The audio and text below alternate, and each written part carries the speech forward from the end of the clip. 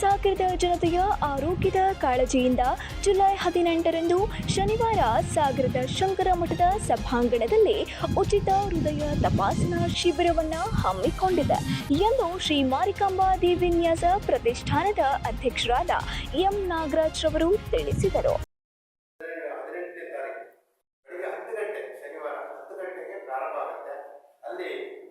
ಉಚಿತ ಹೃದಯ ತಪಾಸಣಾ ಶಿಬಿರ ಇರುತ್ತೆ. ಹಾಗೆ ಅಲ್ಲಿ ECG ಮಾಡ್ತಕ್ಕಂಥದ್ದು ಇರ್ಬೋದು, ಹಾಗೆ BP ಮತ್ತು ಶುಗರ್ ಇರ್ತಕ್ಕಂಥದ್ದು ಅದು ತಪಾಸಣೆಯನ್ನು ಮಾಡಿ ಒಂದು ರಿಪೋರ್ಟ್ ಕೊಡುವಂಥ ಕೆಲಸವನ್ನ ಅಲ್ಲಿ ಮಾಡಲಾಗುತ್ತೆ. ಅದು ಉಚಿತವಾಗಿರುತ್ತೆ. ಬಂದಿರ್ತಕ್ಕಂಥವ್ರು ನಮ್ಮ ಸಾಗರದ ಎಲ್ಲ ನಾಗರಿಕರು ಕೂಡ ಹಾಗೂ ಬಂದಿರತಕ್ಕಂಥ ಅಲ್ಲಿ ಎಲ್ಲ ಭಕ್ತಾದಿಗಳು ಕೂಡ ಅದನ್ನು ಉಪಯೋಗಿಸ್ಕೊಳ್ಬೋದು ಅಂತ ತಮ್ಮ ಮುಂದೆ ಹೇಳಲಿಕ್ಕೆ ಇಷ್ಟಪಡ್ತೀನಿ.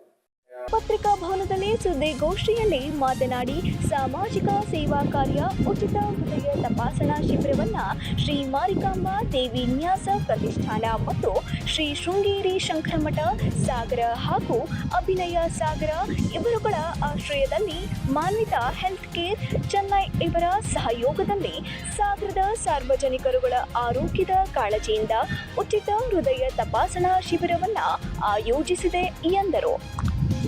ಜೊತೆಗೆ ಅಭಿನಯ ಸಾಗರದ ನಾರಾಯಣಮೂರ್ತಿ ಕಾನಗೋಡು ಮಾತನಾಡಿ ಜುಲೈ 18ರಂದು ಬೆಳಗ್ಗೆ 10 ಆರೋಗ್ಯ ತಪಾಸಣಾ ಶಿಬಿರದ ಉದ್ಘಾಟನೆ ಇರುತ್ತದೆ. ಸಂಜೆ 5 ಗಂಟೆಗೆ ಸಮಾರೋಪ ಸಮಾರಂಭವಿರುತ್ತದೆ. ಶಿಬಿರದಲ್ಲಿ ಸಾಗರದ LB ಕಾಲೇಜಿನ NCC ವಿದ್ಯಾರ್ಥಿಗಳ ತಂಡದಿಂದ ಶಿಬಿರದ ಶಿಸ್ತುಬದ್ಧ ವ್ಯವಸ್ಥೆಯನ್ನ ನಡೆಸಲಾಗುತ್ತದೆ ಎಂದರು.